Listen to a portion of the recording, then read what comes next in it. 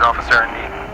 What's up, guys? It's Matt from the 1078 Project. Hey, if you're new to the organization, a little bit about us. The 1078 Project is a non-profit organization that's been founded and developed by law enforcement officers who have been involved in critical incidents and officer-involved shootings. Our goal at the 1078 Project is to provide mental, spiritual, and practical support to law enforcement officers as they navigate the difficult times surrounding an officer-involved shooting. With that being said, let's dive into today's episode, and I'll see you on the other side, boys. What's up, guys? Welcome back to the 1078 Project podcast. Today's guest is one of my best friends. He's a police officer, former soldier, deployed several times, recently retired from the Army Reserves. He is a team leader on the SWAT team. He's been a SWAT operator for an extraordinary amount of time. Was a canine handler for a short period of time, and was the victim of a house fire. He's one of my best friends, been a giant mentor in my life, has guided me both professionally, spiritually, and as a dad and a husband. I'm excited for you guys to get to know him. Today's guest is Montana Stephenson.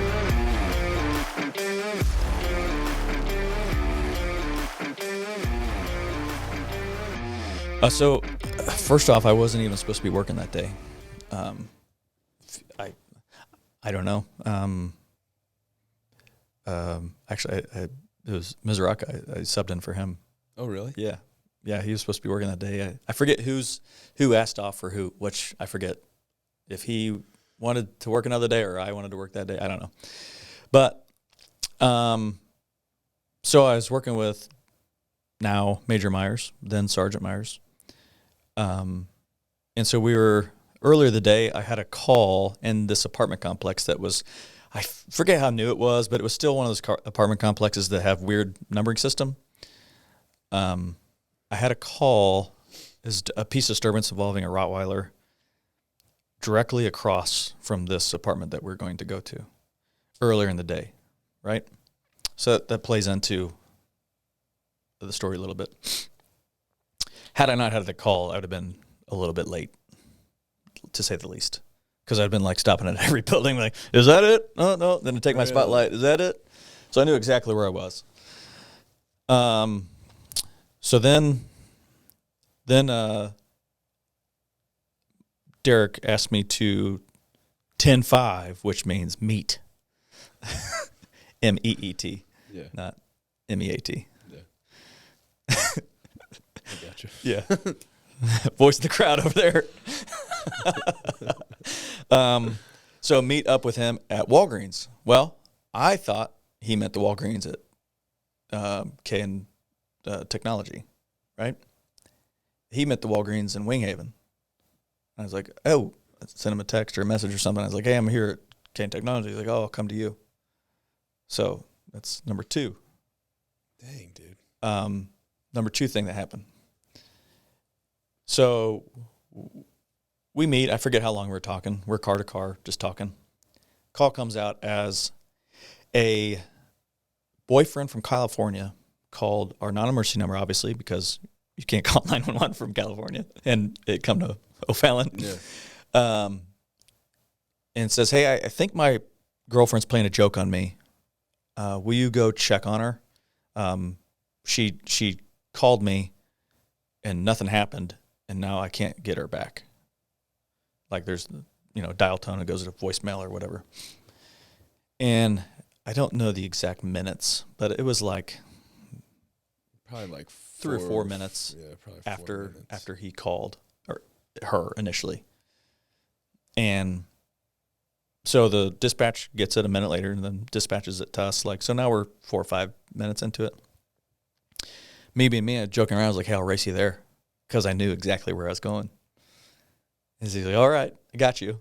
So I drive faster than a code 2 call because it was not licensed sirens, right? Yeah. It was a check the well-being call. So I drove super fast. I mean, it's literally a half a mile away. Yeah, it was pretty close. Yeah. So I get there, I park right in front of the apartment like you shouldn't do. But it's a check the well-being, right? Yeah. Just like, hey, my girlfriend won't answer the phone. I think she's playing a joke on me is how the call came out. Well, that's how the notes read. And so I park. I go up. It's like not the basement because you got to go down to the basement or go up to the first floor, just like a half set of stairs. And so so there's like there's a, what do they call it, retaining wall, right, for the basement floor or floor number 1 or whatever. So I go up the stairs, and it's the apartment on the right, first one on the right. And by this time, Derek's caught up to me and knock on the door. Hear dogs bark.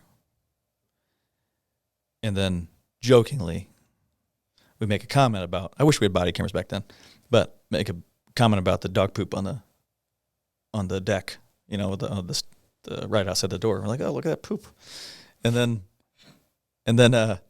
knock on the door again and say, police department, kind of hostile.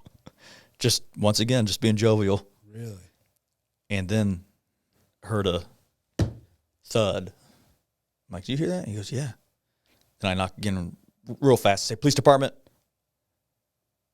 And then I hear, help me, from a female voice, obviously. And I look at him. He looks at me.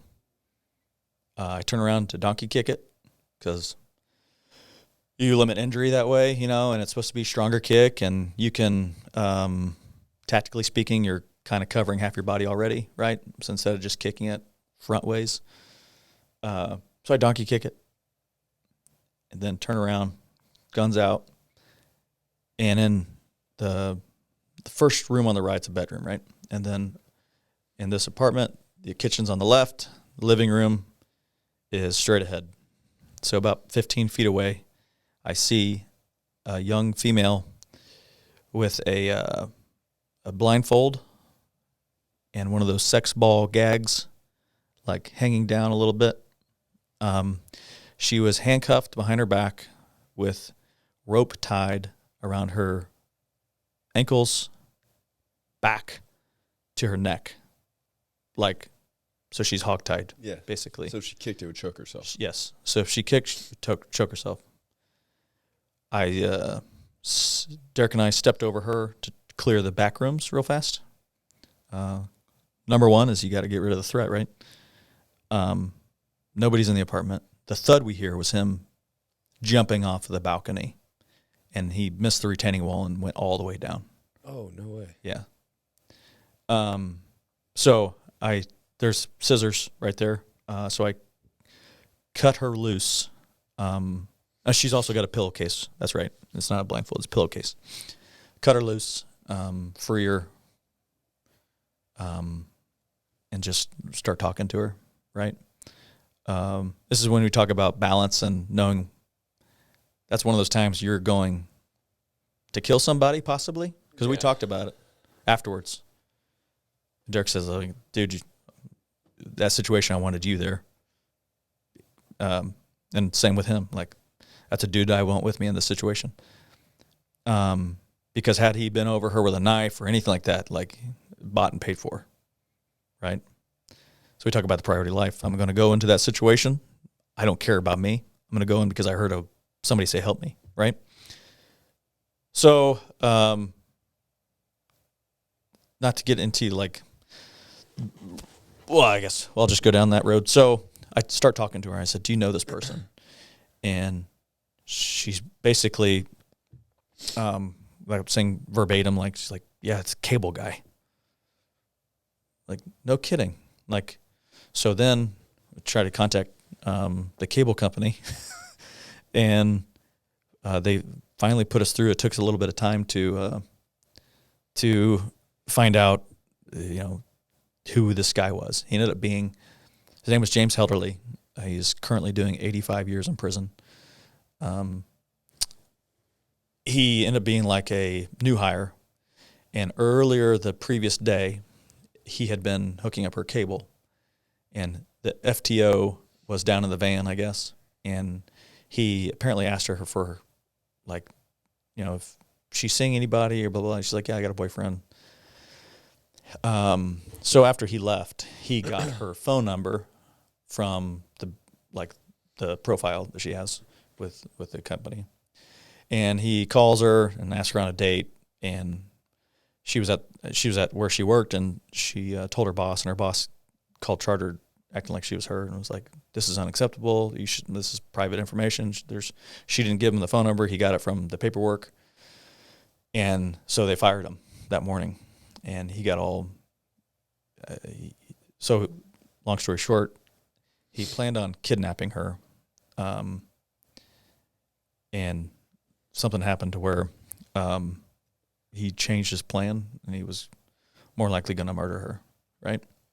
So, go to find out. Whenever we came, and I announced myself as the police officer in the loud knock, the first knock, he held a knife to one of her eyes. I was like, "If you say anything, I'm going to kill you," right? So, so after the second one, we heard the thud, and then the third one is when we went in. But so what happened was, whenever her boyfriend called, it automatically answered because it was like a video call. Once again, Skype, I think. I don't know. I think it was actually. So she was getting out of the shower, I think, or something like that. Almost at the exact time he came in the door. She had a friend that was over. I believe she was studying. She had a friend come over and then left, left the door unsecured. So regardless, I think he would have gone in anyway, obviously. All it takes is a knock, you know. So he came in, and then the fight was on. Man, this is a weird term to say, but she was a very good victim. In detail, she described what happened. She had tons of composure. Like she's an awesome girl. So after he jumped off, another God thing is I parked in a hurry against standard protocol of parking not in front of. I parked right behind his truck. Oh, so I didn't leave him enough room for him to leave. So he had to take off on foot, and two of our officers ended up finding him. And I'm not 100% on these details, so I'm not going to say it, but what I think happened, he gave some other information and a fake name and everything, and that fake name ended up not being somebody completely different with other issues, is what I think happened. But then he started fighting them. Yeah. And one of the officers that took him into custody was a female, and he had a disdain for women for some reason. Yeah. I've heard about his childhood. Yeah. Go to find out his childhood was like being horrendous. In cages and stuff like that, being fed dog food, something like that, you know. Just imagine the worst childhood, and that's probably what this kid probably had. So I ended up going with her to the hospital. I held her hair back while she threw up out of stress. No way. And the thing is, it like came naturally to me because all of Kristen's pregnancies were, she's a sick pregnant person. Yeah. Like she loves throwing up. And so I got used to holding hair back. I was like, this ain't, I'm made for this. Like I'm made for this moment. So my goal there was just to be with her, as a compassionate person. And it was weird because I'm a male, you know, like, but tried to be as compassionate as I could, holding her hair back while she's throwing up. And so what I'm telling you is what I told the jury, right? No way.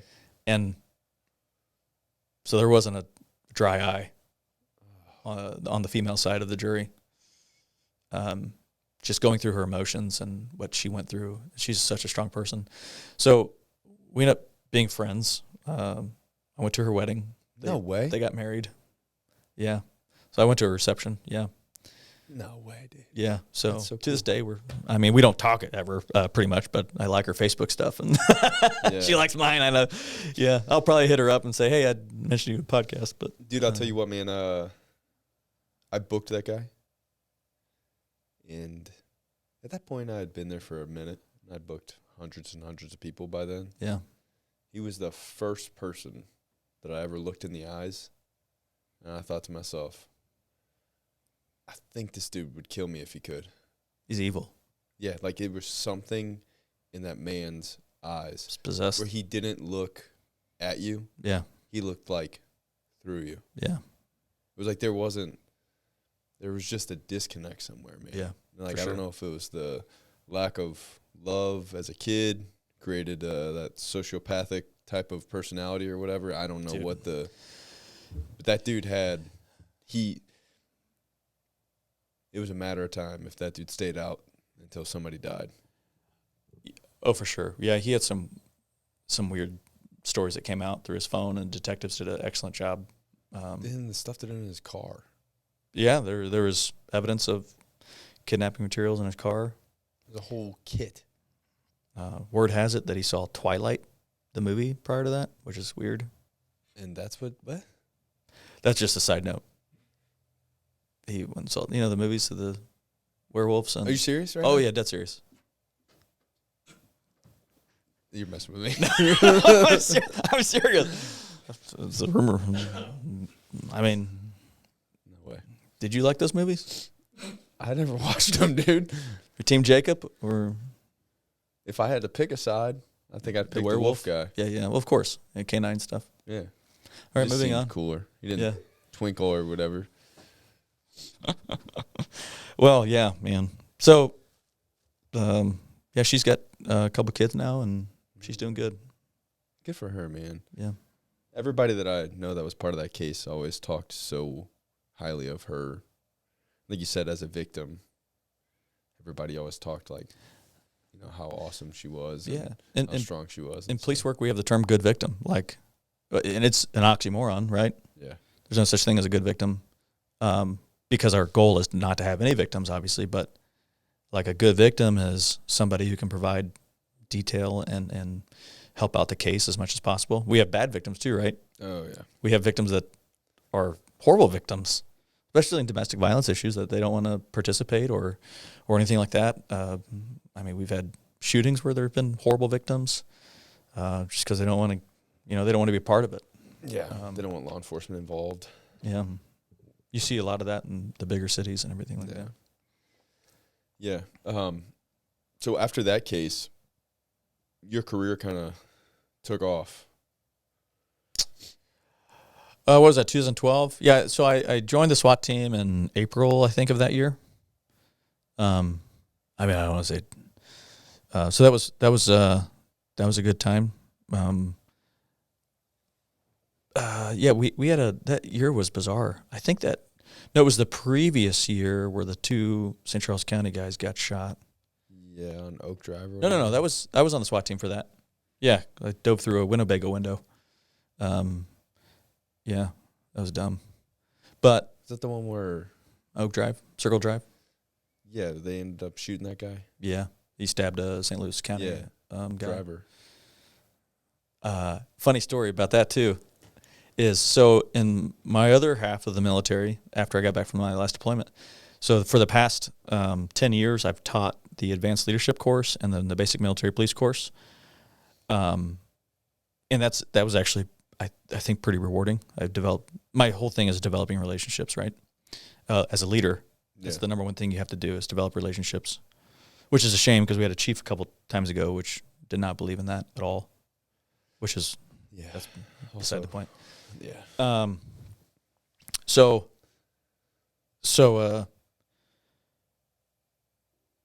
one of my classes I was teaching, first day we go around the room and we introduce ourselves. And this guy's like, he'll maybe watch this. I'll let him know. He's like, hey, my name's so-and-so. I'm a cop, St. Louis County. And I was like, that name sounds familiar. He goes, I'm the one that got stabbed. No way. Yeah, I had him in class. Yeah. Was Kathy the one who shot that guy? Uh-huh. Yep. There's a couple of, 2 or 3 of them. Yeah. Yeah, that was a wild one. He just ambushed responding officers and started sending. I think he had a rifle, didn't he? Yep. Started shooting at their cars as they. Like a Mini 14, I think it was. Yeah. 30 caliber. Yeah. I was the first officer on scene on that. You were? That was not a county officer, yeah. Really? Yep. So I learned. You probably stayed there forever because you're on the team too. And then Yeah, so somebody brought me my car because at that time we didn't take our SWAT cars with us. It was just a take-home car that we'd park in the parking lot. Really cool. So somebody brought me my car so I could put my neat gear on. And And then we searched forever for that dude. I remember. Would have been a good use of a dog. Oh, you think?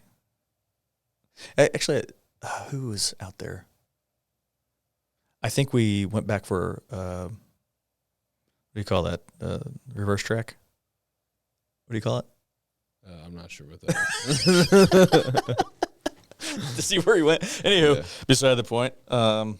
Scratch that, please. So funny story about that same house, if you want to hear it real fast, is we went there for our narcotic search warrant years later, like 2 or 3 years later. Maybe. No, I was a team leader at that time. So 3 or 4 years later. And the door that was destroyed that night because we rammed it and everything like that, trying to search for this guy because we didn't know where he was, was an interior door. They just moved it? They just put an interior door on an exterior, like on the front door.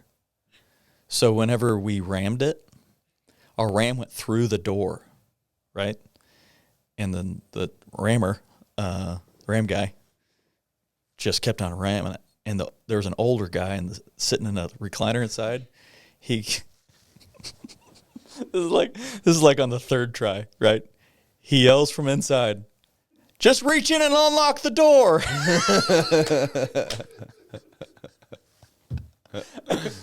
I was like, touche.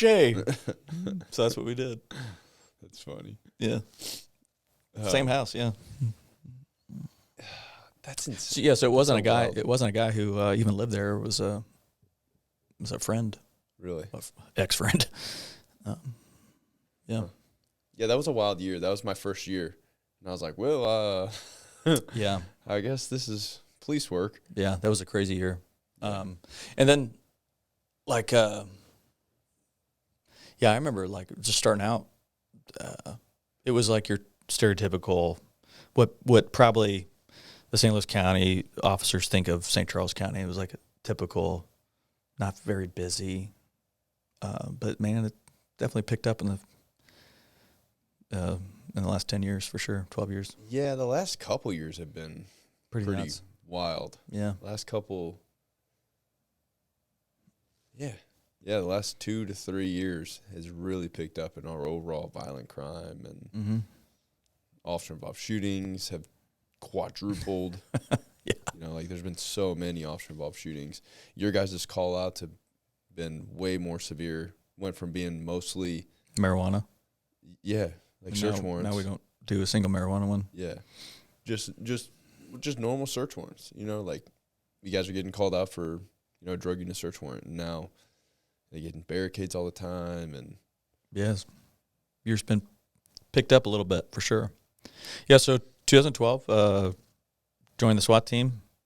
And yeah, that was a great, I mean, I think if I had a dog, I wouldn't have been able to do that, right? So the Lord works in mysterious ways. Maybe he didn't use my mouth. That was me. That was free will. So everything in life, like, it's helped me. Like, the Army has helped me, obviously, with police work and being on the SWAT team. I received a lot. Both of my first commander, Weib, he was a SWAT guy. So we did a lot of training leading up to the deployment, what he knew. So was my platoon leader. He was a SWAT guy from Nebraska. Another platoon leader was a SWAT guy. Like, so that had a lot of play in my life. In my beginnings of my military, I was like, dude, those are SWAT guys. Those are the guys I respect the most. Yeah. And I had another, actually, he's one of my favorites, Nelson. He influenced me. He was a former military intelligence guy. He was one of those guys he would just mess with your mind for no reason. So I learned a lot about talking to people and stuff like that, because he would talk. He's one of those people that he would make fun of people to their face without them knowing that he would make fun of them. Does that make sense? Yeah. Just talk circles around them. And 273. Yeah. Yeah, he's a little bit like that for sure. Yeah, so he had a way of talking to people, and I picked up a lot. And I've actually been approached by several people like, dude, I never know if you're serious or not. I never know if you're joking or not. I was like, that's exactly what I want you to think. Yeah. So I learned that from him. Then I learned hard work, not only from my dad, but and my brother. But Sergeant Wanamaker, he was 50 years old when we got deployed. And back as a 20-year-old, that's like a dinosaur, right? To a 20-year-old, a 50-year-old is like, Yeah. holy cow. Should he be retired? Yeah. Aren't you close to death? Now at 40, 41, I'm turning 41 this month. I'm like, that's 9 years away. Oh my gosh, I'm almost dead. No offense, Wanamaker. But he was the hardest worker, and that was contagious. So I learned that from him, like leading by example. Like we had to tell him to stop because he would just, and he didn't. And the funny thing is, he didn't do it out of like because to make everybody else look bad. He did it because he was a hard worker, and he knew that by him working hard, it would be contagious for others. So like that's what I learned. I took from the military and applied it to my SWAT career, I think. And I think that's why everything's been very successful. I've enjoyed it immensely in the past 12 years. I've been a sniper and a team leader. How long have you been a team leader? Since 2016, September 2016. Was it 16? I think it was because I think that's when I got my dog. I think we were on the same. September 15, maybe. We were on the same shift. Yeah, I got my first dog. Like 3.5 years in. So yeah, September 15, maybe. I don't know. Regardless, it's been since then. And I've had a lot of great leadership in that. Because I taught leadership in the Army, in leadership classes in the Army. Let me say this real fast. The advanced leadership course is not an advanced leadership course. It's a researching course. So I took it upon myself to introduce, before they'd made their most current change, there was almost zero leadership things in there. So I did my own classes, and that helped me become a better leader because researching like Jocko. I remember the first time I ever saw Jocko or heard about him was on Fox and Friends in the morning when he wrote Extreme Ownership. It was the first time he was pushing that book. It was before he had a podcast. Then I read a book called Tools of Titans by Tim Ferriss, who featured Jocko in that book. Awesome book. Yeah. So like that's been like my main leadership celebrity, if you will, since then. I wish people would have played a drinking game before this, and every time I mentioned Jocko or humility, they would take a shot. I'd be so wasted right now. Yeah. We'll put a challenge. Yeah. So just kidding. Well, there's a reason why you keep mentioning it, though. You know what I mean? Yeah, he's a very, well, like Maxwell talks about influence, right? Talks about it all the time. And he's the most influential leadership guru right now, you know, especially with what we do, military and police. Yeah. I'm sure there's tons of other guys at like business leadership or whatever, but there's a big difference between that style of leadership and the style of leadership that you're going for or that I'm seeking. It's really funny, though, how many Christian overtones there are to his leadership, and he's not. I literally was just going to say that. He's not a overt Christian, if you will. Yeah, he but doesn't talk about those biblical principles of leadership, servitude, ownership, humility, those are all, that's the original leadership book. Yeah. You know what I mean? Absolutely, it is. I listen to Dad Tired all the time, and Jared and I have become pretty good friends since we started, or since we met at some conference. And if you think about the way, you know, his whole podcast is based off like, you know, how to be a good dad, how to be a good husband, like biblically based, and they're all the same principles: servitude, humility, killing your own ego. You know what I mean? And those are the same principles you're going to find in that book. It's not off the topic. We're talking about, but being a good husband. When you think about why marriages fail, and I know we talked about communication and everything like that, but just like remembering as a police officer, like if you get burnt out, like why did you start in the first place? Like how did I fall in love with my wife the first time? Like why did I fall in love with her? And every once in a while, I'll check myself. Like I'm not a perfect husband by any means. None of us are, dude. There's things I could change today that would make our marriage better. And why don't I do it?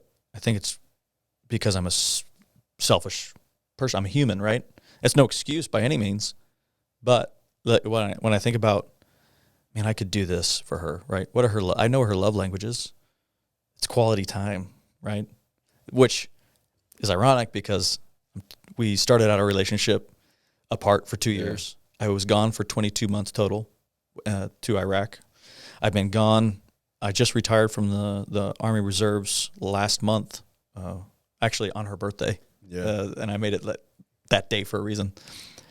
Not to mention the countless numbers of call-outs and 500 call-outs.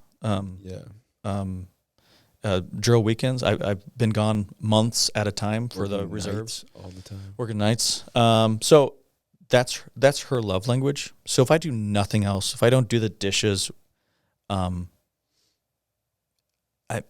just quality time with her is what she wants the most. Yeah. And I know I could do better at that, right? And that's one of the things about communication. Like, what are you doing? People think about, like, hey, what do I need to advance my career? Like, what are you doing to advance your marriage? Yeah, I literally was just about to say that. We're on the same page. It's like, I was thinking to myself, like, people overcomplicate what makes a marriage successful. Yeah. Like, you ask yourself, okay, how can I be a better canine handler? Well, I can spend more time with my dog. I can make a conscious effort to train more. Mm-hmm. I can research how to be a better trainer. I can do all of these things, but the first step is that I'm getting off of my butt and I'm doing something. Yeah. The same is very true for your marriage. So if you want to be a better husband, the first step is making sure that you take that first step and finding out what's not working. Yeah. And I think, like, maybe part of it, maybe part of the reason why there's so many failed marriages in law enforcement, not because I think a lot of it's like cop-outs. I think a lot of, like, no pun intended. People are gonna like be mad about that. But I think guys are always like, well, it's the shifts and it's the I don't have time. Excuses, yeah. And it's the blah blah blah. I think it's that so many cops want to be good cops, and they just give everything to the career. Mm-hmm. They throw everything that they have, all the extra effort, the time, every second that they have to spare is spent on furthering their professional life. Yeah. And if you do that, there's a give and a take there. Yeah, you're gonna have a good career, but your family life's gonna suck. Yeah, and I know so many guys like that, and I'm sure you do too, especially on the teams. Mm-hmm. You get on the SWAT team, and you have some of the best operators. St. Charles County SWAT team is no joke. You guys are good. Like, you guys do very, very, very good work. I have watched many of those guys, their personal relationships fall apart because the team is so successful.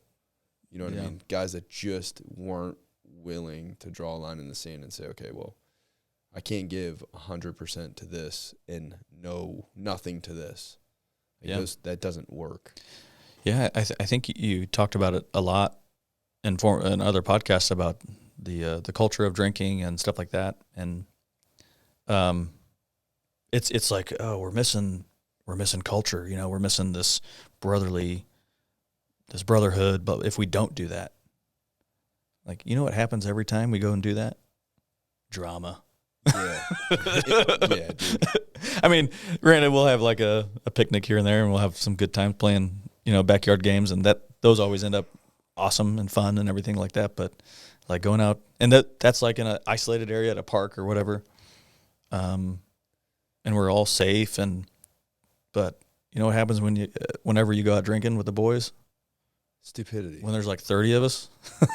The thing is it turns into, every cop party that I've ever been to, it turns into a frat party real quick. You know what I mean? Because it's a bunch of like Super A type dudes that just want to have fun. We're overstimulated all the time. Like, we've done a lot of crazy things. Everybody in the room's somewhat broken one way or another. Yeah. And then you add alcohol to it, so somebody's either fighting or Yep. the other F. You know what I mean? Like, that's just what happens, man. Like, and there is like a cultural balance, man. There has to be a cultural balance. It's just like our forefathers. I say this all the time. I think we're paying for the sins of our ancestors. You know what I mean? I think we're paying for the 70s, the 80s, and the early 90s cops. Mm-hmm. Like, everything that they have instilled in the law enforcement Can you imagine culture. those with body cameras? Oh my goodness, dude. Like, everything that they have instilled in the law enforcement culture has just dominated us. And it's like boys' games. You know what I mean? It's like, there are very few professions that you have so much responsibility. Like, because in law enforcement, you have so much responsibility, and I can watch people be the most mature human beings ever on difficult calls, making difficult decisions, doing difficult things, but then also make the stupidest decisions in their personal lives. Mm-hmm. Like, I can only attribute it to, like, our culture has failed us. Mm-hmm. You know what I mean? And, like, it's become acceptable, and, like, I don't know. It's not acceptable to me, and, like, you know, the guys that I care about. That doesn't mean I'm going to go around telling, like, you're not, dude, don't do that. But the guys that are close to me, like my canine guys, you, like, and I would expect the same if I'm ever slipping. Yeah. That someone's going to tell me, hey, bro, you need to chill out. Yeah. You know what I mean? Like, cool your jets. And I don't know, man. I don't know what the answer of it is, to be 100% honest, but I think it starts in just changing the overall culture. Like, this is no longer, like, that's no longer acceptable. Right. You know what I mean? Oh, yeah. I mean, yeah. I mean, I've had guys at work, I won't mention any names, but come up to me and basically not necessarily ask for help without saying it, but pour their heart out, saying they screwed up. And all you can do, especially as a Christian, like, dude, I'm not judging you. All I can do is be there and pray for you and walk through this journey with you. Because if you go and be like, oh, this guy's whatever, don't talk to me if you're stuck up or something like that. Like, that's not our job as a Christian. Our job is to be supportive and love on them and help them in their walk, you know, come back to it. Like with marriage, I tell people, like, can you imagine if you went home tonight, not necessarily you, but if you imagine if you went home and just randomly went up to your wife and said, what can I do to love you more? It's just a simple question out of the blue. That might spark a whole nother realm of intimacy or just another level, you know? So, like, you wish you would have, like, tonight, you know, what would happen if we both went? I'm like, hey, what if you had one thing? I know exactly what would happen. Holla. Yeah, shout out to Katie, Princess Katie. Yeah, so Matt sent me her information like years ago. Yeah. And it was Princess Katie, and I kept it in my phone. So every time, like, I've literally called her like maybe twice in the past 3 or 4 years. I'm like, what's up, Princess Katie? Yeah. She is, man. She's princess. She's princess. Yeah. She's the best, dude. Yeah. So where were we? You were talking about, like, I think really what you're trying to get is the just conscious effort, man. Like, if you went home and you asked your wife, how can I love you better? What can I do to love you better? Yeah. Yeah. So some of the things, like, I don't know if this is turning into like an advice podcast, but go ahead, bro. This is why I had you on, because you give me this advice and it's helped me in my own life. A lot of things like books, like the 5 love languages, is huge, right? I can't understand that or understate it, but it's huge. Obviously, mine is physical touch. Most men. Yeah, that's an easy one. But there's gifts, there's acts, there's quality time. So you find out what your top two are, and you work on those. Like if Kristen's gifts are, if her last love language is gifts, like, yeah, will I not get her anything ever? No, like, but a random bouquet of flowers, even though that's her last one, bro. Baby, lock them doors and turn the lights down low. You know what I'm saying? So yeah, and yeah, just, that would be the first thing. You know what? I hate to say this. It's not a Christian app, but I know it's helped just open conversation, like fun conversation. Is the app Paired? It does have some weird stuff on there, but you can just get past that. But the app Paired, you get on iTunes. I'm not sponsored. Maybe I will be after this. Maybe you know what I'm saying? Dude, that app, like, it poses questions. They have like stupid little games, and then you compare answers. It's something like she's at work, I'm at work. You mean it opens lines of communication? You would think so, yeah. Like, and it literally takes like 30 seconds, Yeah. And then some of them are a little bit more.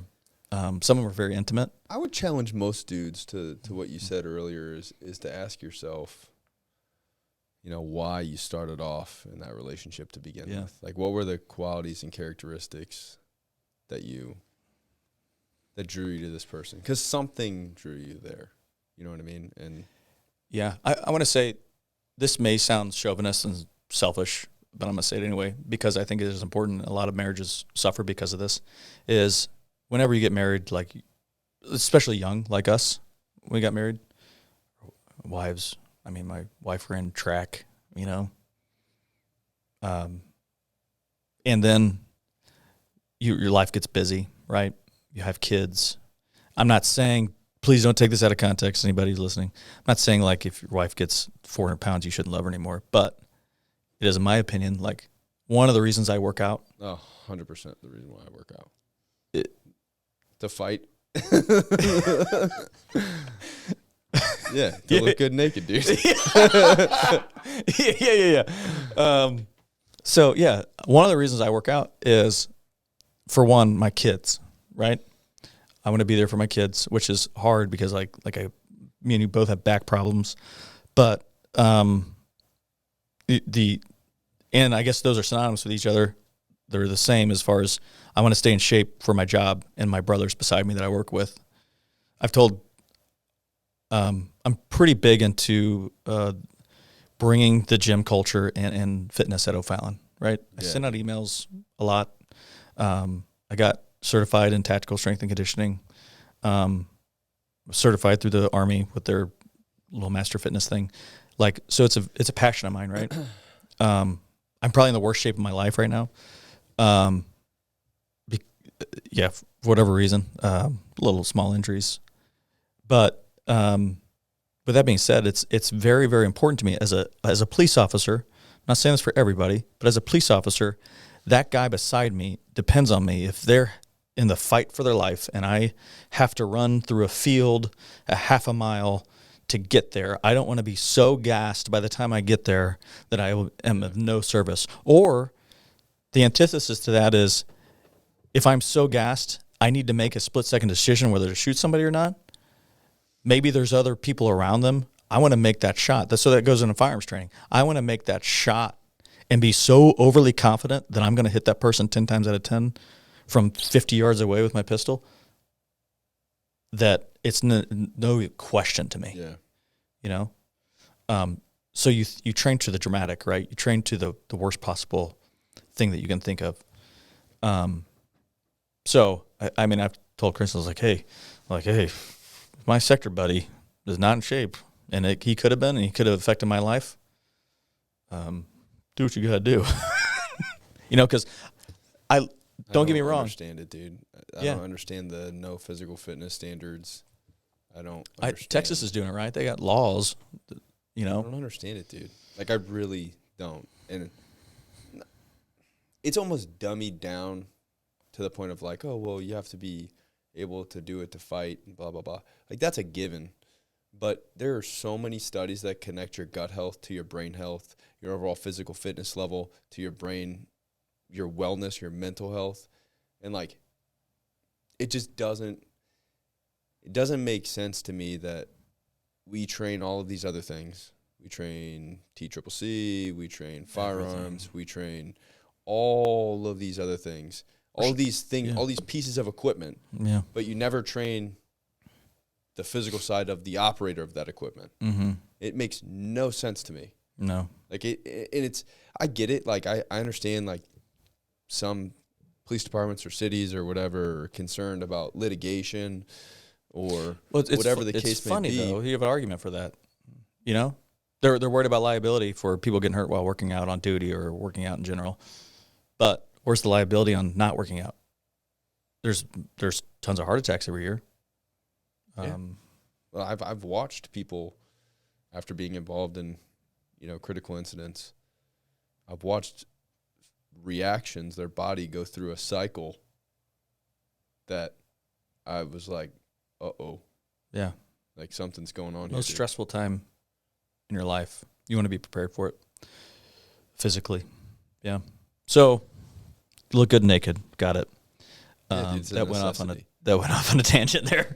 I like it. It's kind of how these always go, dude. Yeah. And I do it like this on purpose because this is like the behind the scenes that nobody sees, like just two cops talking. Yeah. You know what I mean? I like it.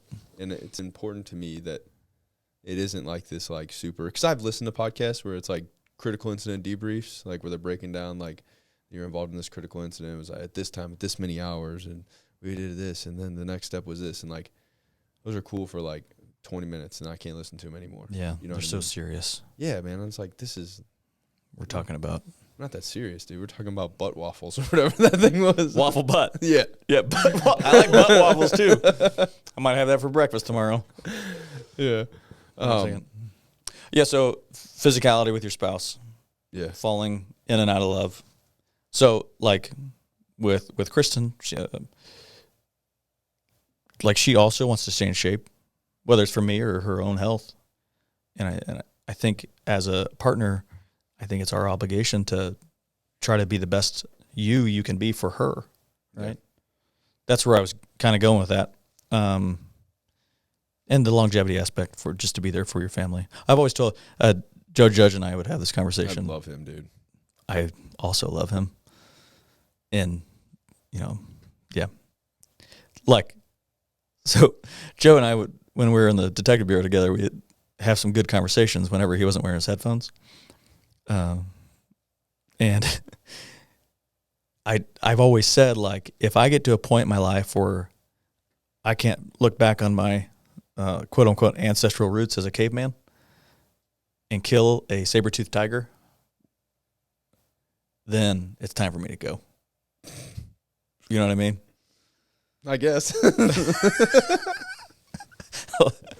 Like, I feel like I can still kill a saber-toothed tiger right now. Maybe not when I throw my back, but yeah. There's something to be said about it, dude. I don't know. I just don't. I think Beninati said the same thing, Dude, didn't he? Yeah, he did. Yeah. He said the exact same thing. But it's just so, like, this is the weirdest part, and this is the thing that blows my mind, and this is, like, where I get caught up in, like, why government sucks, is, like, the public expects you to be Sean Ryan. You know what I mean? Oh, yeah. They expect you to be SEAL team, whatever he was, 3 or 6 or whatever. Yeah. They expect you to be Jocko. All these, like the standard is this high. Take another drink. Yeah.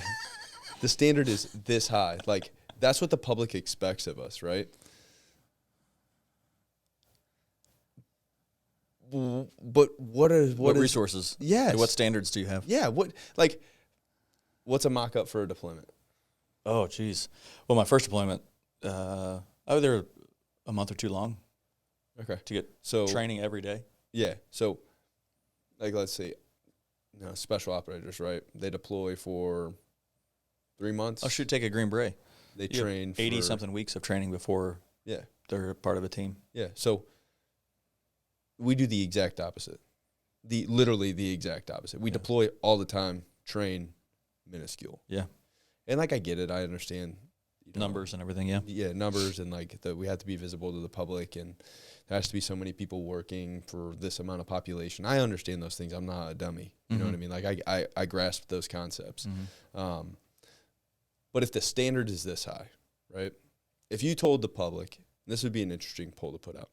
If you told the public that our training and recruitment standard was going to jump by 50%, our pay in return is going to go up by 25%, and we're going to have to hire 50 more officers. But the standard is going to be this level. They're going to get, this amount of training a week, which is going to increase their efficiency and effectiveness, like a SWAT team, right? You guys get, I don't know how much more training a month. 2 days. 2 days, right? So a couple weeks a year, yeah. And what is the efficiency and effectiveness of that team compared to just a normal patrolman? Oh, a normal patrolman is night and day, and that's just 2 days a month. That's what I'm saying. So let's say if we want to increase our effectiveness, the public expects that that's what the effectiveness is going to be. The standard has been put that high, put to that level. I think if you put a poll out to the public and you said, hey, your tax dollars are going to go towards increasing a salary by 25% and also hiring more officers so we can effectively increase training and provide you with a better product, you're going to have your people that are like, no, I hate the police anyways. Yeah. Like, you're going to. But I think the vast majority of the public would be okay with that. For sure. Because I think the standard is already there. Oh, can you imagine them knowing what their money's going to as opposed to what is going on right now? Like with our big government, not to get on this topic of politics, but you don't know where our money's going to other countries, Yeah, like millions and millions and millions. So. Millions and millions. It's just such a weird. And that goes to like physical training, that goes to mental health, that goes to tactics, that goes to 2 days a month, right? 2 days a month. Mm-hmm.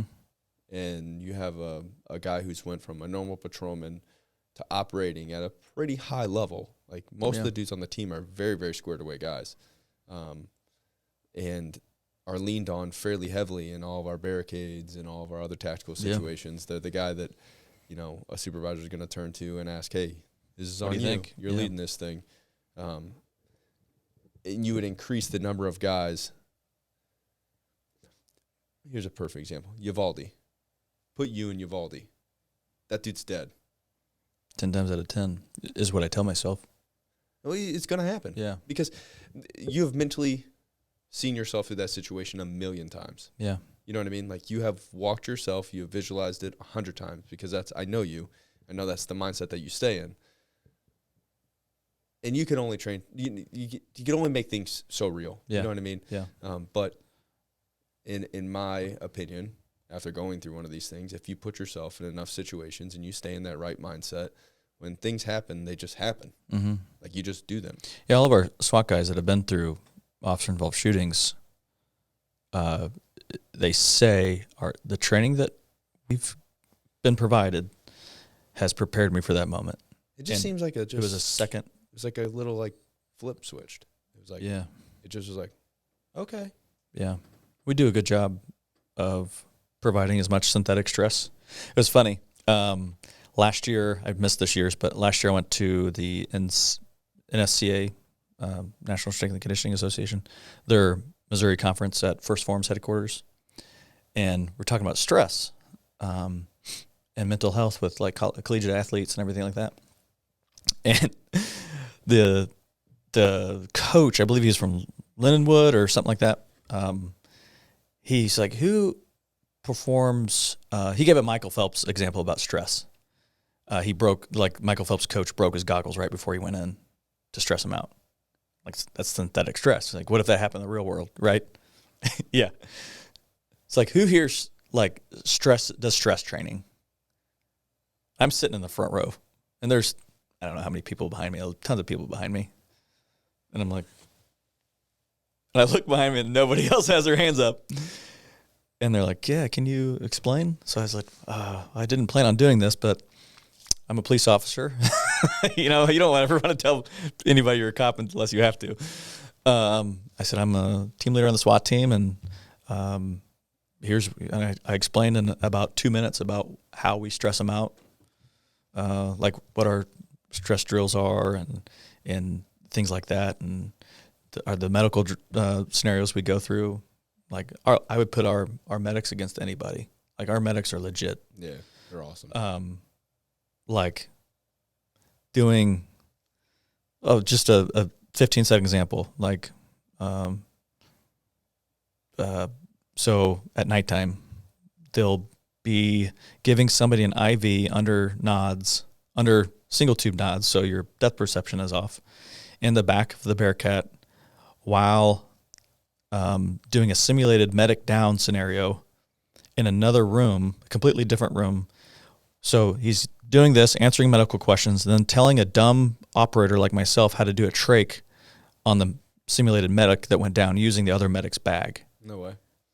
Dang. While giving the IV offhanded, and his other hand is subdued, like he can't use his other hand. Dang. So, like, that's just a single example of what our medics do, and it's pretty awesome to see them work, and they're all very successful at it. So that's the type of stress. Dude, paramedics are the bomb, man. They really are, especially. They're so sick. Yeah, there's some life changers for sure. Yeah. So that's a small example of the stress that our medics go through, for God's sakes. I didn't share that story with those people, all those fitness junkies. But yeah, so they're like, oh my gosh. Like it didn't even register, like, yeah, that stuff is happening on a local level. They just did that at that canine course, dude. They just, oh man, they took all your mags. So you go up and like to this vehicle, it's a suspicious vehicle, and they just destroy your mags, dude. It's like they put all dummy rounds in that thing. So you give them all your mags, and you don't know. Yeah, Like that. I had no idea what the scenario was. Like walk up, and it's like a suspicious vehicle, and the dude gets out, and he starts shooting at you. So like we're using like simunitions or whatever. So I'm like shooting back at him, and I'm tapping and racking. I'm tapping and racking, tapping and racking, tap. Like they probably put 2 live rounds in the whole magazine, dude. Yeah. And like eventually, I just threw my gun down, and tackled the guy. I was like, "This thing's not working, dude." And he just keeps shooting me. You know what I mean? Like, it was just one of those scenarios. Like you went from 0 to red in like 4 seconds. He's just like, poof, Yeah. shooting you. Your gun's malfunctioning. And it instantly throws you to that, like, what every firearms, clear the malfunction. And you're just like, I'm clearing it. I'm clearing as best as I can. Yeah. Clark. I'm like throwing mags, getting new mags, tapping, racking. Right. Nothing, dude. Nothing. Eventually, I was like, all right. I got you, boo. Yeah. Yeah. I didn't know it was this personal car. I tackled him into it and dented it. Yes. Yeah. Showed Don't him. shoot me, bro. Yeah, don't shoot him. Yeah. Good times, man. What'd you say? I said good times. Yeah, it was fun, but yeah, training under stress, man. It's like sometimes I wonder what a sports psychologist would, like, if we had like a sports psychologist that came in and like just interviewed like operators or guys that went through shootings. Yeah, one of the things they do, I don't know if they do it with all the sports there, but he would have them fill out a form for the day. He said the majority of sports injuries happen during finals week because I shouldn't say majority, is like the chances go up quite a bit because they're so stressed out from studying, they haven't slept. So if you're not, this is the transition to police work, is if you don't have your personal life together, right? You're going to work and your mind's broken and you're going to deal with, we just had one of the worst calls in the world a couple of days ago. It wasn't my shift, it was somebody else's shift with a child. Horrible, right? Yeah. If you're broken outside and you bring that to work and then you go on that call, dude, that's why the suicide rate is so high. Dude, and they're saying it's underreported at like over 4 times the percent. Yeah, totally agree. Like, it's insane how many guys kill themselves. Yeah. And it's not that hard to make that jump, too. And that's why I just think, like, it's such a cop-out for cities to be like, oh, well, we're worried about liability for injuries. It's like, look at the, like I can give you these statistics. I can tell you they're self-reported. And, like, I can also give you statistics that tell you that physical exercise increases your dopamine levels and reduces your cortisol levels by whatever percent it may be. You know what I mean? And, like, you're not willing to invest that in this guy because you're worried. Like, the workman comp guy, the guy that you're worried about, he's going to do that regardless. Like, he's going to say he hurt his foot when he got out of his car regardless. It's going to happen. You can't. Like, there's nothing you could do to stop that. You and I both know that. We've both been cops long enough. Yeah. We've seen that movie before, and we've watched that cycle. It happens. But, like, it's just such a cop-out. Like, that program that you had, like, spearheaded to, like, start a workout program, and it's like,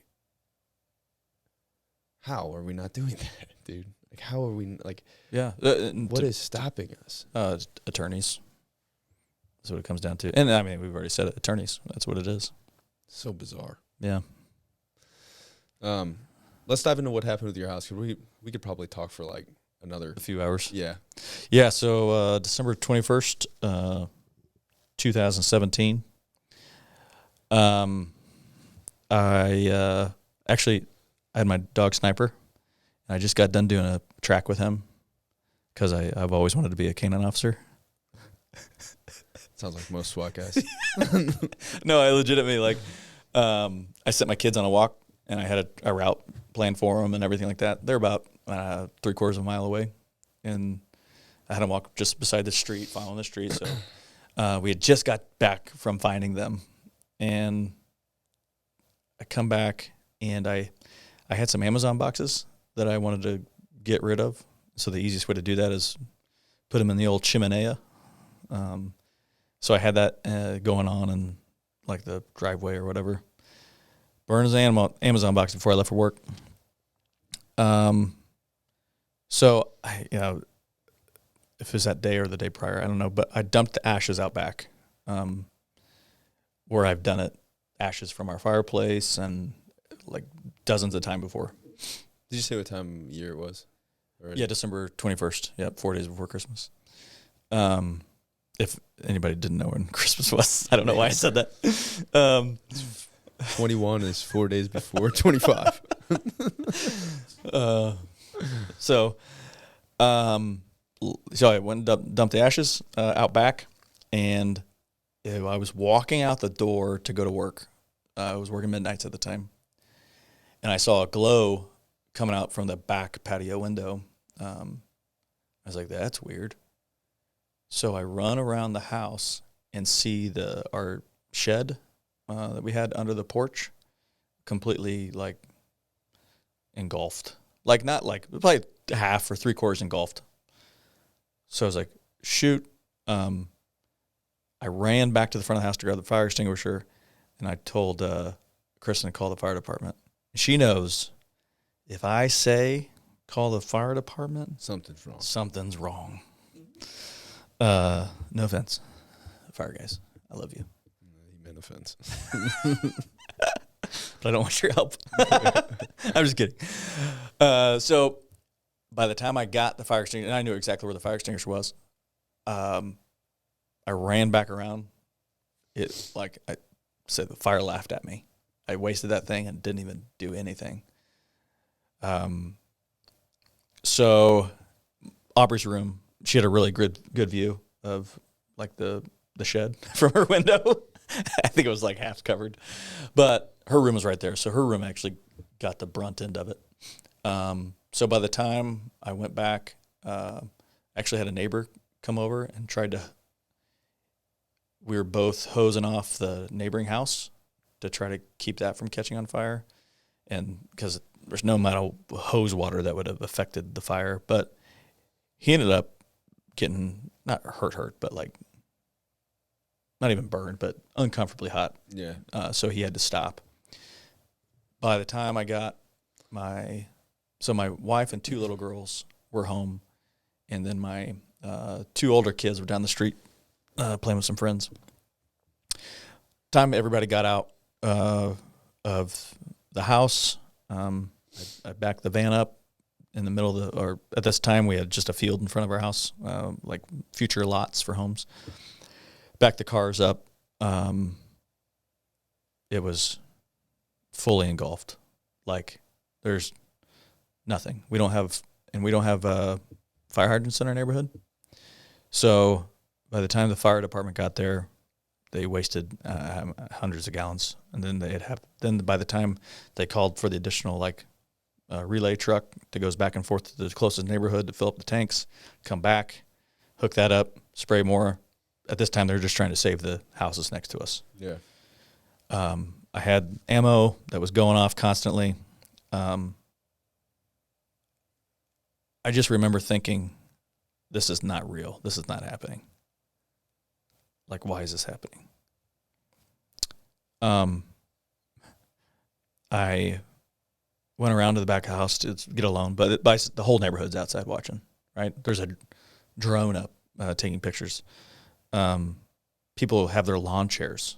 They pulled up, right? All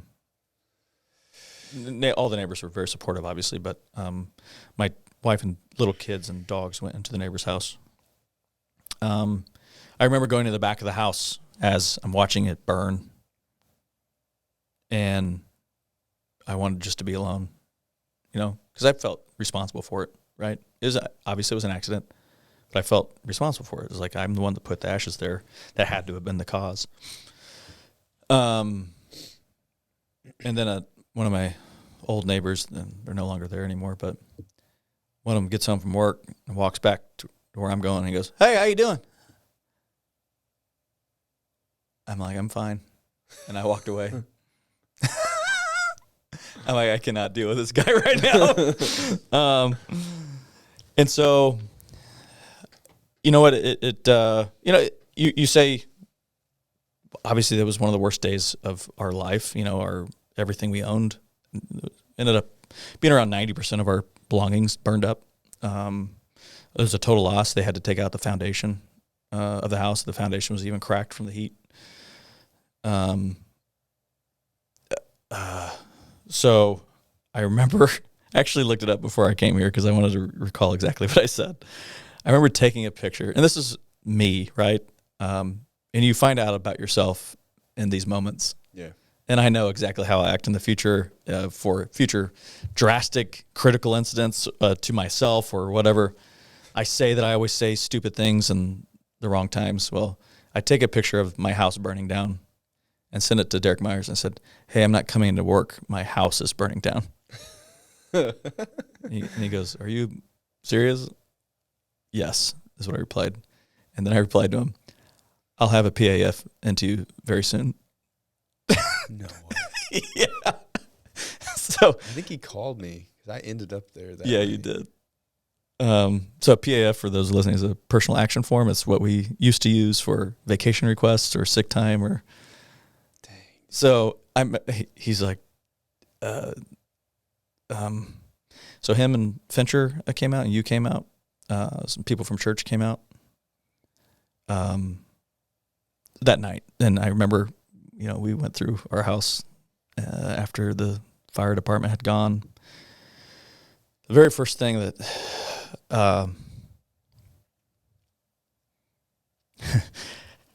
I knew that was like crazy, it was God, was the fire chief gave us a check for $500. I'm like, what? This is not how it's supposed to happen. So then our neighbors down the street walked up to us and gave us all the cash they had. Neighbors just handed up wads of cash. And I'm like, what the heck I don't deserve this. I just burned down my house. Are you serious? And then I had people show up that I love and just be there. I felt horribly responsible.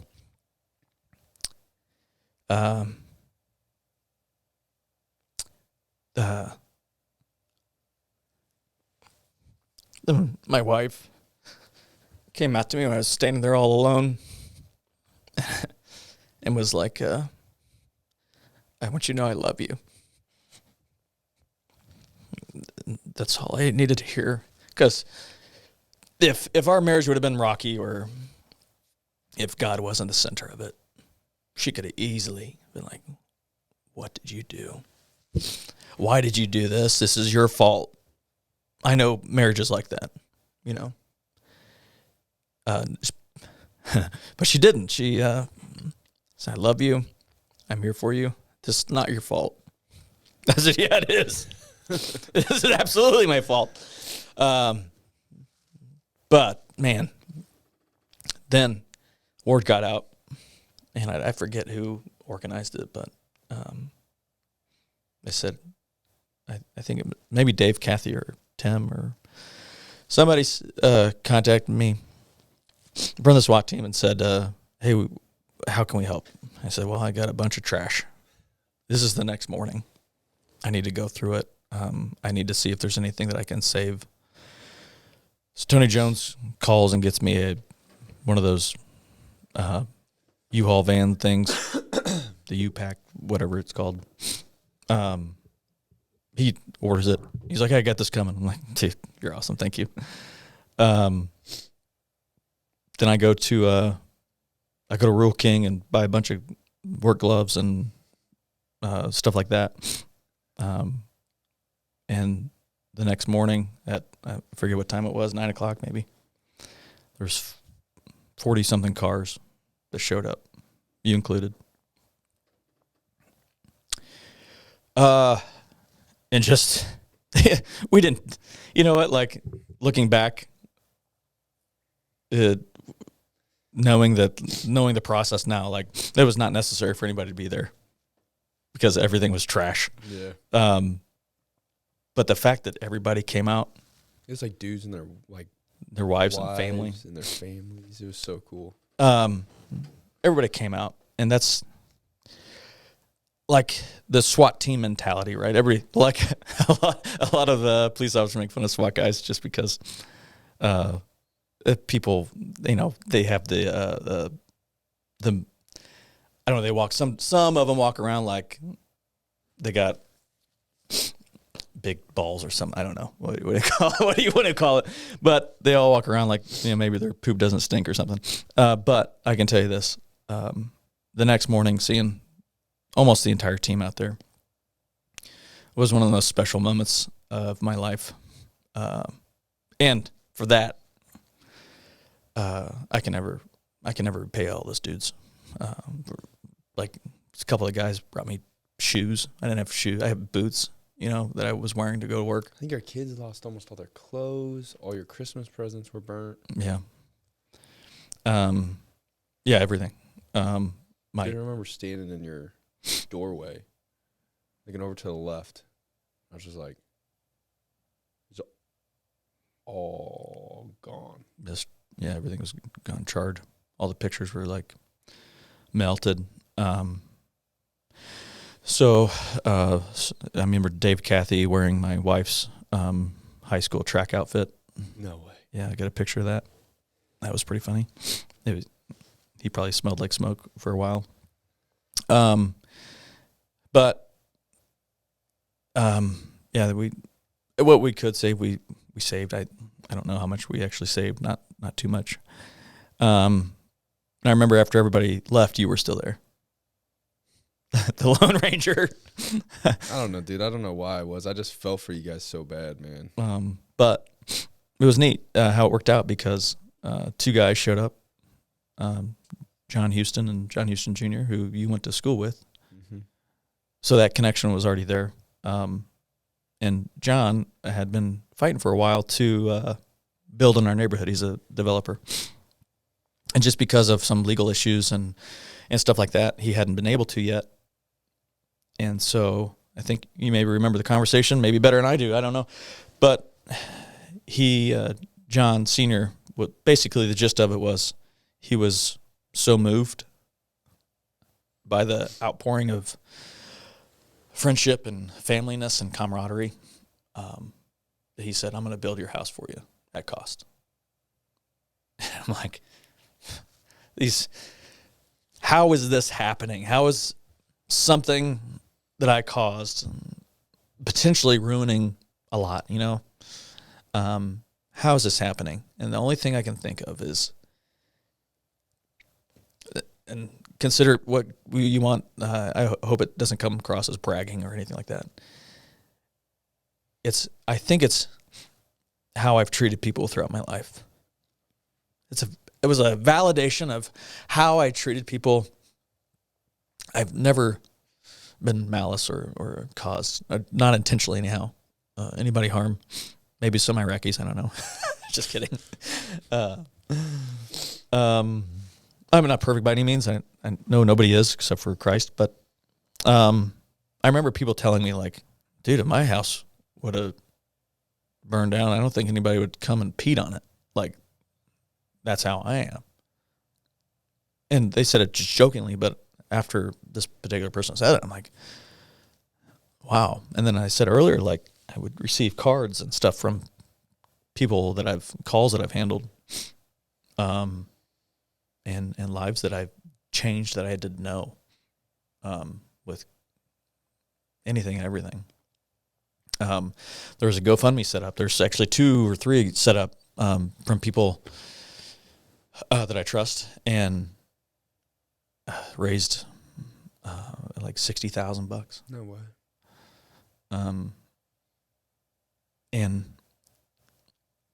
we were staying at the hotel for 3 weeks. Somebody else's house was burned down. They did not have that same. I was able to hand them cash that I had in my pocket. It was like the next night, I think. It was like, this money's not mine. This is the Lord's, Yeah. I was able to bless those that didn't have the blessings that I had. And I think that's what, in the end, it just validated, I think, everything like that. And I just hope, and my fear was that I wasn't worthy of all those gifts, and I still don't think I am, but I also found out I was struggling with receiving all of that, but somebody told me, they're like, you know what, you need to just accept the blessing. And I've told people this before recently. You just need to accept it and let it happen. This is what God wants, but yeah, so now I live in I did have a ranch that was about, I don't know, 2,800 square foot finished. I had a finished basement, so I'm including that. Now I live in a 2-story that's 3,400 square foot with an unfinished basement. So not only did John build me a house at cost, he built me almost double the house at cost. Yeah, and a sick house too. It's a very beautiful house. Yeah, man.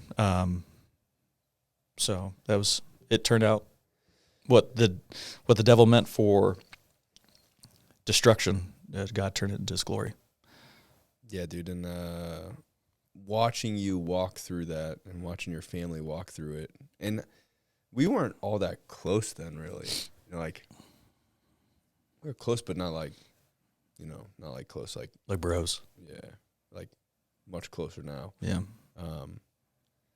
But the impact of watching you process that, and me thinking to myself how angry I would be with God, like having conversations about your faith, and obviously I don't know what's going on in your head, you know what I mean? But from the conversations that we had, because I was there for a while, I don't know why, I just couldn't leave you. I just couldn't, dude. I appreciate it. Yeah, I just couldn't, man. I just felt, Matt, it's 3 a.m, buddy. Will you roll over? Kristen's got to get in. But watching you navigate that, and it just seemed like you never, I can tell you right now, my natural instinct would have been to turn from God and be mad, and frustrated and angry, and I would have that Mary Martha moment where I'm like, why, if you would have been here, this wouldn't have happened. I would have had that anger, and watching you not inspired my own journey. And the saying is they will know you by the way that you walk. You know what I mean? One of the first times in my life I seen a Christian be about it, not talk about it. You know what I mean? I seen when you're world was falling in on itself, and you were losing everything, you're like so close to Christmas, all the Christmas presents. I literally remember people that we work with going to Walmart and buying your kids clothes because all their clothes were gone. And like everything that you guys had, all your keepsakes, gone. Like when your whole world was falling in on itself, you're like, listen, man, God has a plan, and I don't understand it right now, but you know, he has a plan, and we're gonna figure this out. And then watching that come to fruition, and like watching the outcry of support, and watching Houston Homes step in and build you that house, it was just like, it was one of those defining moments, you know what I mean? It's like, how great is our God? And like, I was still relatively, I don't want to say new in my faith, but like new and really taking my faith seriously, and watching you walk through it, dude, changed a lot for me.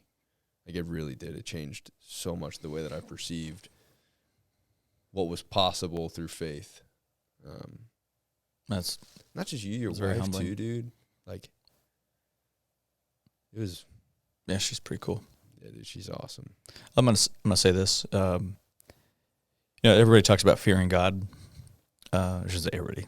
A lot of Christians talk about fearing God.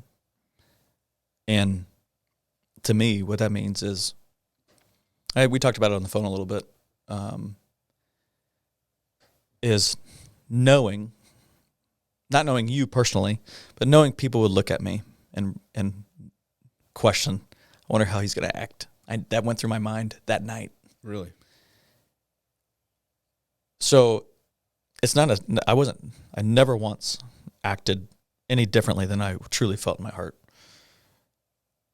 I say fear God because the Bible tells us about, if you're a Christian and you lead followers away, then that's wicked, you know? Mm-hmm. That's not good. Yeah. You're not being a good Christian. Yeah.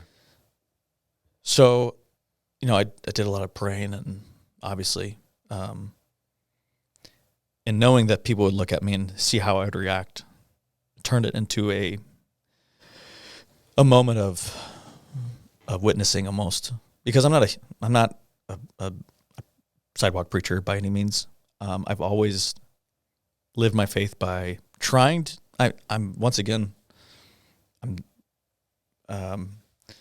we all fall short of the glory of oh God. gosh, yeah, no doubt. So I'm not perfect by any means. I probably made some inappropriate jokes today.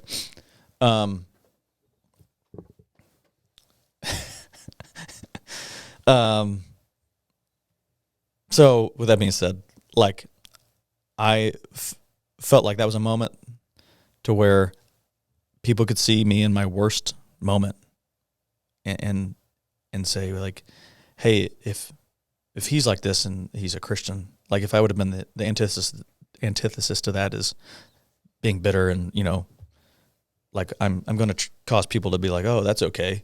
And I didn't want to do that. It's like, I think the example I gave you the other night was like, I fear about being mean to people in public. Like, even though I want to, even though the person that doesn't hold the door or doesn't say thank you to me, like, why I hold the door for them. Yeah. That's a stupid example. But like, the common courtesy stuff that just drives people crazy. Yeah, that's one example. Like, just anything that would drive you crazy, or something you want to say to somebody that's not very Christ-like. I worry, or even driving, so to speak, like on the way to church especially, I worry that that person's going to see me at church. Be like, oh, that dude's a hypocrite. The Bible talks about us, and in Matthew, about the Pharisees being like a whitewashed tomb. It's beautiful on the at the outside, but all that's inside is dead bodies and decay. I don't want to be like that I don't want to look like I know what I'm doing, and then somebody following me to church and just seeing decay, right? Yeah. I know no Christian is perfect. I'm not saying like if you're a Christian and you don't lose it every once in a while. I'm not saying that, but that was a perfect opportunity to walk the walk and talk the talk. Yeah, dude, and it was evident, man. I thank you for saying that. It really was. And I'm telling you, dude, it impacted me. And maybe that's why I was like, I don't know. Maybe that's why I was like, I feel like I need to do something for this dude. I don't know. Again, it goes back to the same reason why both of us got into law enforcement. It's like you see a need, you want to help a need type situation. But it was a game changer for me, dude. And I know it affected my wife as well. Like seeing your guys' marriage and seeing your wife walk through it and everything that happened. It's like one of those big moments, like one of those things where you like, sometimes I feel like as Christians, the standard is set really high. Obviously it is. It's hard. And it's set at a level that's unobtainable. You know what I mean? Like I can't be Jesus. You know what I mean? Yeah. As hard as I want to, I'm sinful in nature. You know what I mean? Like I can try very, very hard. But the only perfect being to ever step foot on this planet was crucified. Mm-hmm. And I don't know, seems like the American Christian has like a cop-out. You know what I mean? Like it's not hard. It's, yeah, no, exactly what you're saying. Like it's be a Christian in Kenya. Yeah, and like just like Christianity in Iraq, Missouri is watered down. China. Or in Missouri, I mean, in the United States, it's like watered down compared to, like, there's Christians in Syria getting their head chopped off. Yeah. For their faith. You know what I mean? And and here it's like it's hard for me to be a Christian if somebody cuts me off. I want to run them over. Amen. You know what I mean? Like it's so difficult to fight all of these instincts that come so natural to me, or it's difficult for me. Like when I feel like I'm wronged, it's difficult for me to be a Christian. I feel like I have to stand up for myself and I have to and to see like the standard be set, and then to see a man that I looked up to in the police world, and like, at that point, I think you were on the team for a while and like you were doing really well. And like I looked up to you as a policeman, but then to see the other side of it, to see now I don't only look up to this dude as a policeman, but I look up to him as a man. I look up to him as a husband. I look up to him as a Christian. Like to see him walk that walk and to see, okay, well, maybe the goal is far more obtainable than I think it is. You know what I mean? Like just to see that the standard, you were upholding the standard that I think that God would want to be upheld in that situation. You know what I mean? And I know myself, and I would not have done that. And I would have losing my mind. I would have said every 4-letter word you can imagine. You know what I mean?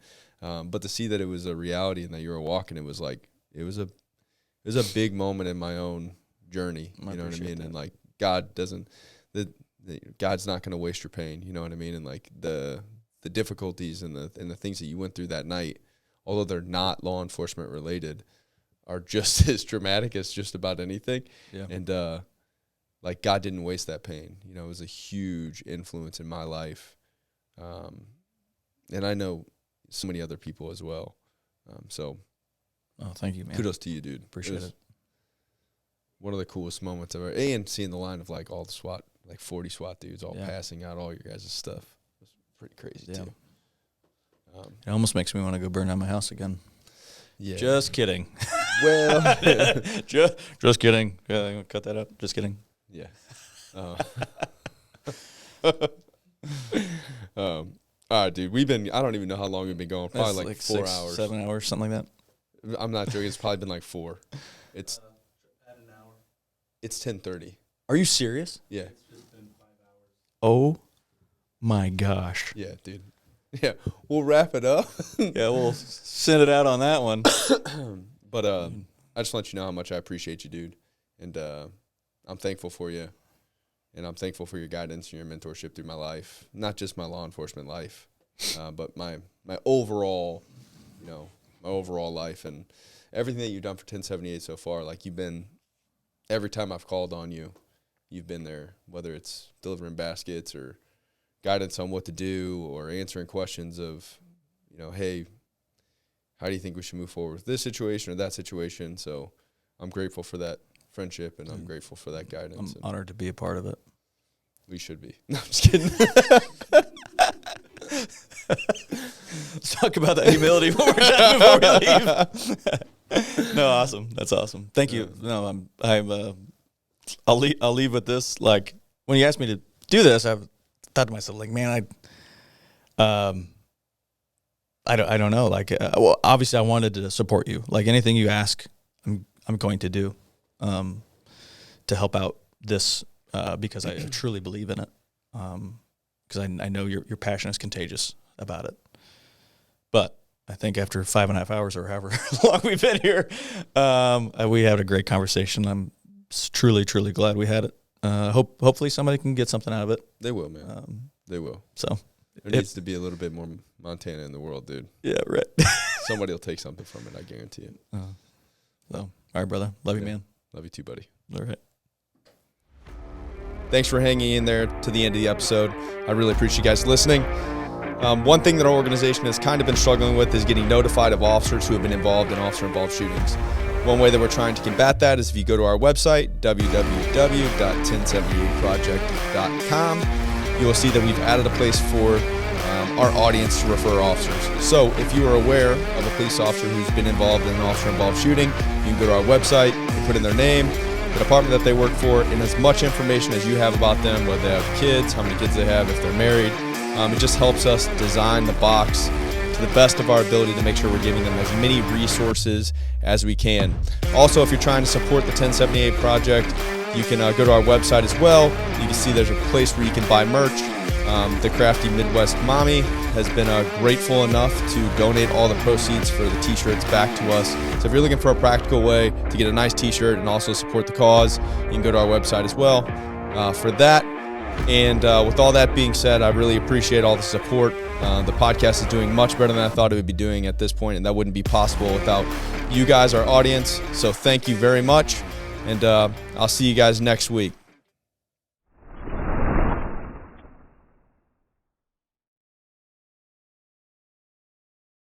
The 1078 Project podcast is proudly sponsored by Deemed Fit.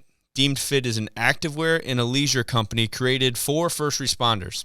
Be a part of their movement to instill confidence, motivation, and a willingness to keep pushing forward. Deemed Fit is a first responder-owned company looking to help first responders and their friends stay as physically and mentally fit as possible. Stay Deemed Fit.